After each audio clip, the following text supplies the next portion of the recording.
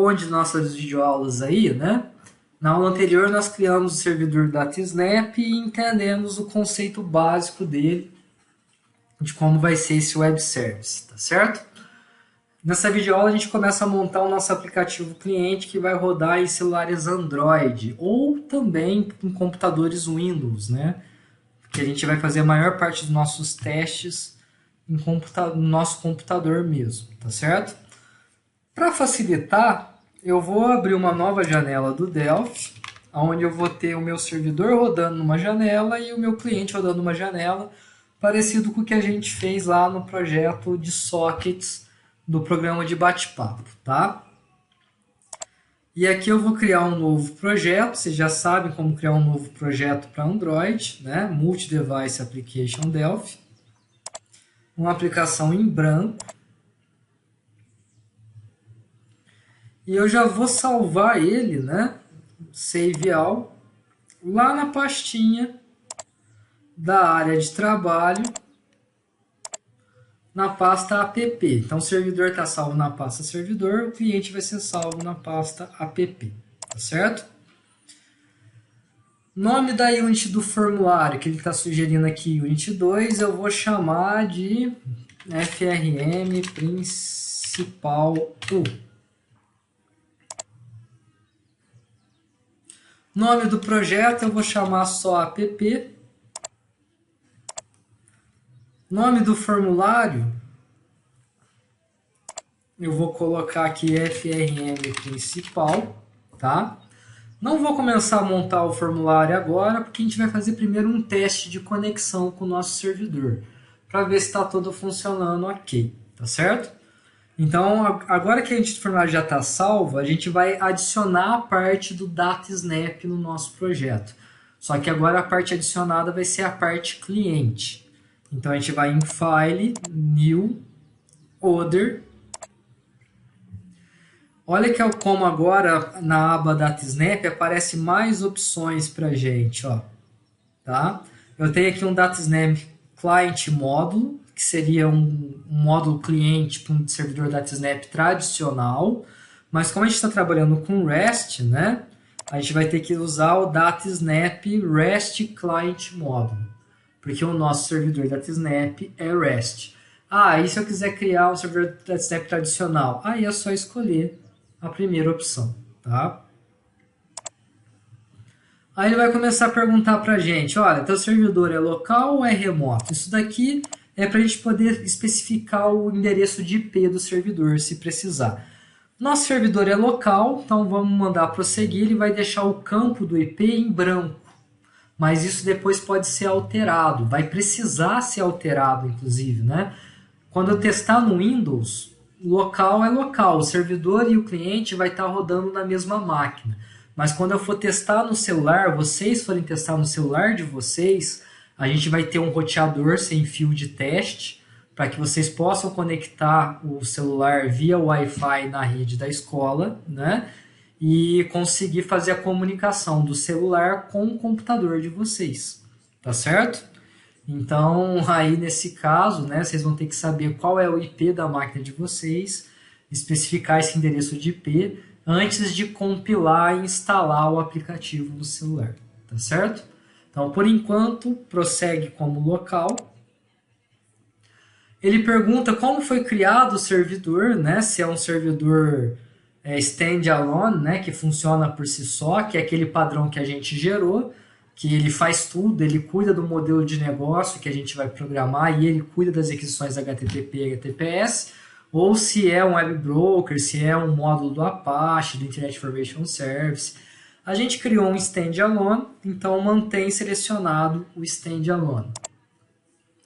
Ele pergunta o endereço da porta, lembra que eu pedi para vocês anotarem, né? A gente manteve a 8080. Se a gente alterar o endereço da porta no servidor, é claro que a gente vai ter que vir e alterar o endereço da porta no cliente, senão vai dar problema.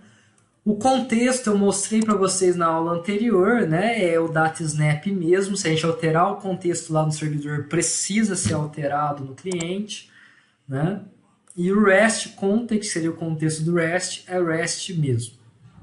Se tiver usuário e senha do HTTP, Lembra que eu mostrei para vocês, né? O usuário e senha lá no componente de conexão do HTTP precisa ser informado aqui, tá? A gente pode usar esse usuário e senha do HTTP ou do HTTPS de forma que só o nosso aplicativo, só o nosso programa consiga consumir os dados do nosso web service.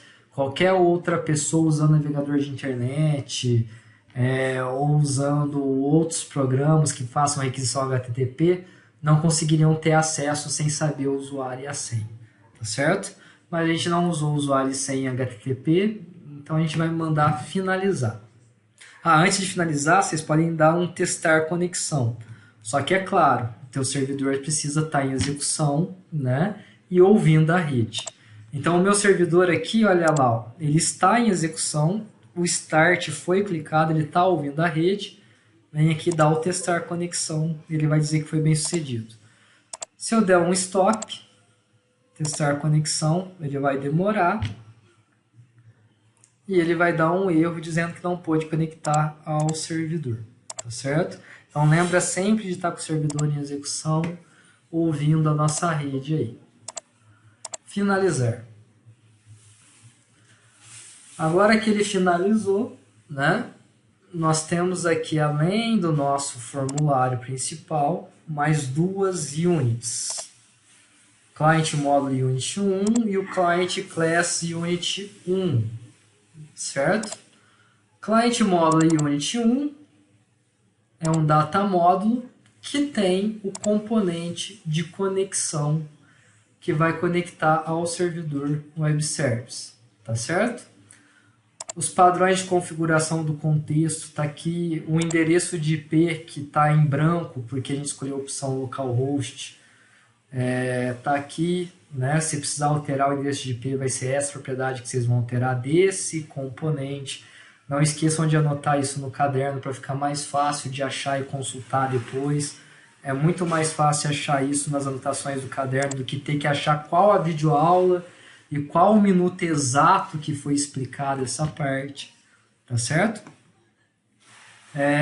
Contexto do REST está aqui, usuário está aqui, né? Senha, tá certo? Então a gente tem as informações todas definidas aqui, né?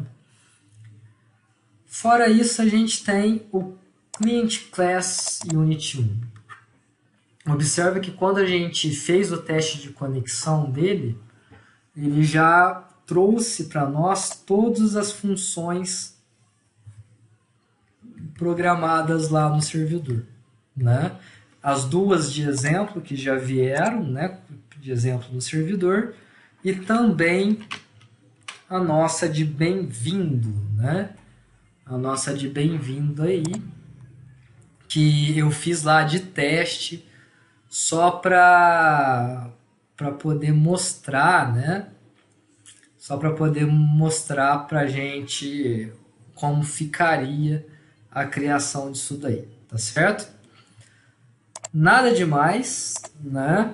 Isso daí ele sempre que a gente programar programei uma nova função no servidor, professor. O cliente está desatualizado.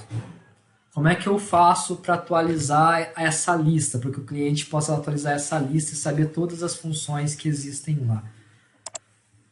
Vai no Client Module Unit 1, clica com o botão direito e dá o gerar DataSnap Client Class, que aí ele vai atualizar a nossa classe do DataSnap com todas as funções. Tá certo? Vou dar o salvar tudo aqui. Vou manter os mesmos nomes que ele sugere para mim, sem alteração, né? Vamos testar. A gente já testou a conexão pelo botãozinho lá, mas a gente não testou chamando funções pelo nosso aplicativo. Então eu vou fazer aqui uma label, melhor, duas labels, né?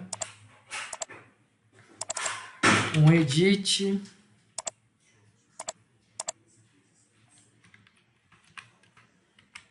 e um botão. Não vou nem colocar nome neles, né? Porque, bom, vou colocar aqui para ficar mais fácil. Vou colocar aqui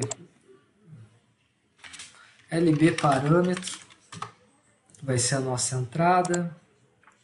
LB resultado, que vai mostrar a nossa saída. BTN enviar e EDT parâmetro, vai. Vou apagar o text. Bom, já está até apagado, né? Então, vamos arrumar melhor um pouco isso aqui.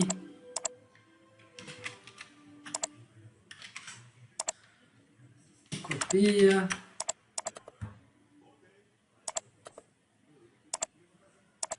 Cola. Vamos testar os 3 métodos. Como a gente tem 3 funções programadas no servidor, eu vou criar 3 botões aqui, um para cada método. Tá? Então aqui eu tenho meu btn echo, meu btn reverse e o meu btn bem-vindo.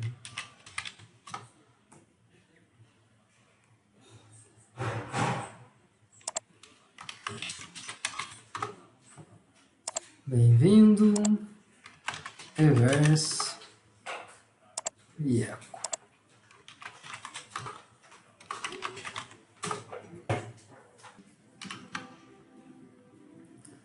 E echo, né? Começando pelo echo, gera o evento de clique. Como é que eu faço para invocar a função lá no servidor, para fazer o processamento remoto do nosso código, né?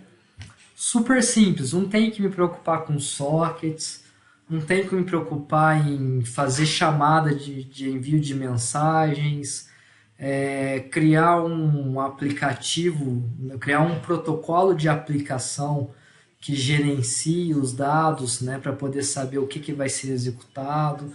Não preciso de nada disso. Só o que eu tenho que fazer, né, é invocar o meu client módulo unit 1, ou melhor dizendo, meu client módulo 1, né, que é o nome do componente.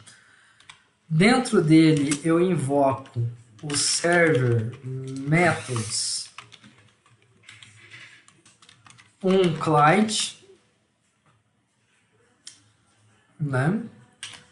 E dentro do server methods um client eu vou ter todas as funções que nós importamos do servidor. Aqui ele não está listando porque ele não sabe quem é o client módulo unit 1, né? Nós não declaramos a unit dele aqui em cima ou no uses lá em cima do interface. Se eu der um Ctrl F9, ele já pergunta se eu quero que ele adicione para a gente. Fala que sim, né? Que aí ele já passa a saber quem é esse cara, e aí na hora que eu der o ponto, ele já consegue trazer para mim todas as funções que o servidor possui. Tá? Nesse caso a gente vai usar o EchoString, e o parâmetro que eu vou passar vai ser o edt parâmetro.text. Vamos rodar.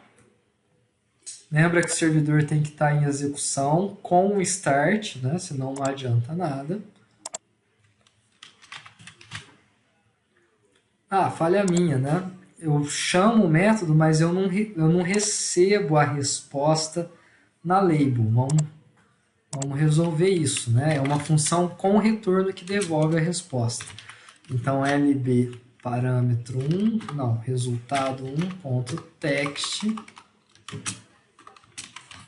recebe a resposta da função EchoString. Agora sim a gente consegue ver a resposta, olha lá.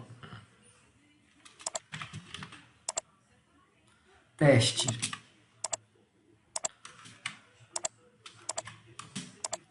Parece exatamente as mesmas coisas que vocês fizeram no passado nas aulas de orientação a objeto. E de fato é muito parecido. A diferença é que vocês precisam ter em mente que o processamento da função EchoString, apesar de estar sendo chamada no aplicativo cliente que roda em Android, o processamento dela não é feito no aparelho Android, o processamento dela é feito lá no nosso servidor, no computador. Então, o bom do DataSnap é que ele deixa isso daqui tão transparente que a gente não tem que ficar se preocupando com mais nada, né? Parece que está tudo na mesma máquina, mas o processamento está sendo executado de forma remota. O único processamento que o cliente está fazendo é um processamento responsável por criar uma requisição HTTP que chame essa função e que pega a resposta dessa função para mostrar aqui. Esse é o processamento que ele faz. O processamento de devolver o texto, que é um processamento praticamente nulo, né, por enquanto, bem simples, é feito lá no servidor. Então está acontecendo aí um processamento remoto das informações, né?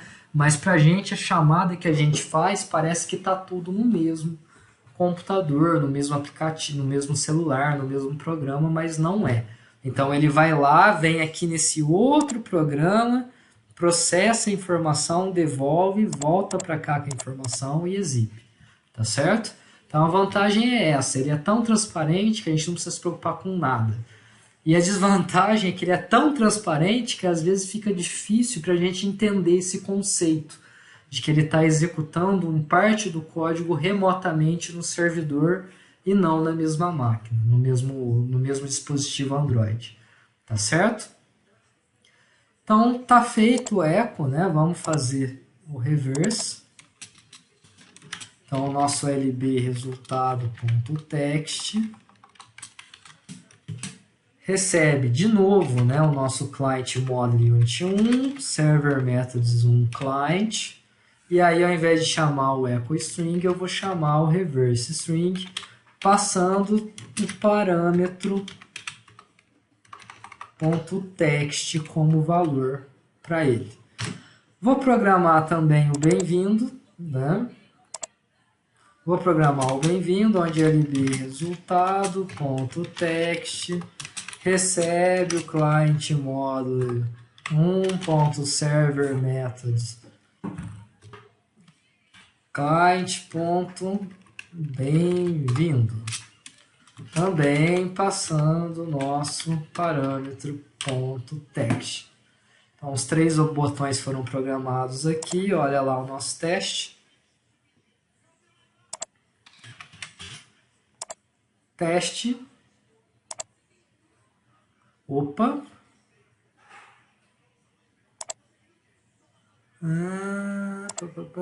Passei errado alguém aqui.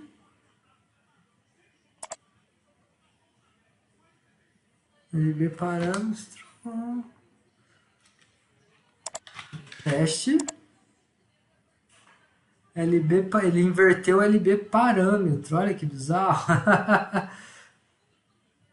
Ah, eu estou passando LB parâmetro, não, é EDT parâmetro.text, falha minha, né? Componente errado que eu passei como parâmetro da função.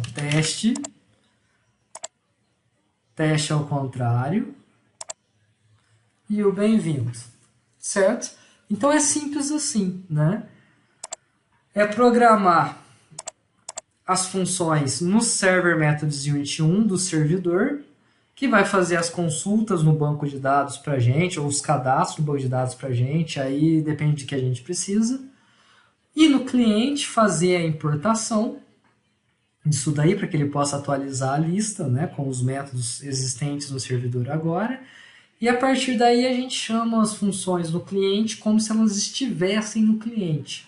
Mas na verdade vai ser processado lá no servidor de forma transparente para a gente e para o usuário, tá certo? Se a gente fosse fazer algo equivalente a isso usando PHP, por exemplo, a gente teria um trabalho absurdo tendo que criar rotas, usar algum framework para gerenciar o MVC do PHP, ou mesmo que eu não criasse, trabalhasse com padrões de projeto, mas que eu fizesse a coisa simples lá, cada serviço um arquivo PHP separado, que eu chamo ele direto, né? Uma gambiarra aí dessa. Daria bastante trabalho também, porque a gente teria que ir lá no PHP, fazer o nosso código que faz a consulta com o banco, que trata, verifica erro, aí depois teria que converter, ler registro a registro que voltou da consulta, lendo registro a registro, montar um dicionário JSON para poder enviar isso para o cliente. Aí o cliente recebe esse dicionário JSON, faz a leitura do JSON para o padrão do Pascal, né? Já armazenando isso em classes do Pascal ou em variáveis soltas do Pascal, né? Seria bem mais trabalhoso fazer, tá?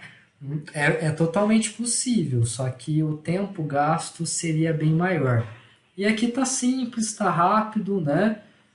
Ficou transparente para a gente, fica transparente para o usuário, já está montado aí só com alguns cliques, né? Bem mais fácil, bem mais simples, tá certo?